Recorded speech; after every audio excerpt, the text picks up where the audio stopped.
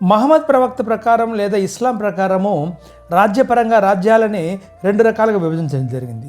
ఒకటి దారుల్ ఇస్లాం, దారుల్ హరబ్. దారుల్ ఇస్లాం అంటే ఎక్కడైతే పూర్తి స్థాయిలో ఇస్లామిక్ సామ్రాజ్యం ఉంటుందో, అంటే ఇస్లాం రాజ్య పరిపాలన ఉంటుందో, ఇస్లాం ప్రకారమే పనిచేస్తుందో, షరియా ప్రకారం పనిచేస్తుందో అవన్నీ దారుల్ ఇస్లాం. ఇక్కడ ముస్లిమ్స్ కాని వాళ్ళు జిజియా పన్ను కట్టాలి. ఇది జిజియా పన్ను అంటే బతకడానికి పన్ను.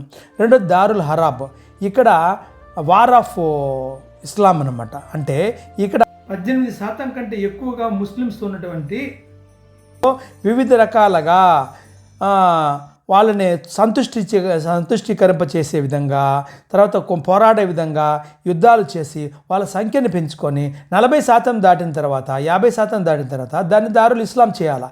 ఈ రెండు వ్యవస్థలు వాళ్ళు తీసుకురావడం జరిగింది. దారుల్ ఇస్లాంలో అమన్ ఉంటుంది, అంటే శాంతి ఉంటుంది, కానీ అమన్ ఎక్కడా ఉండదు.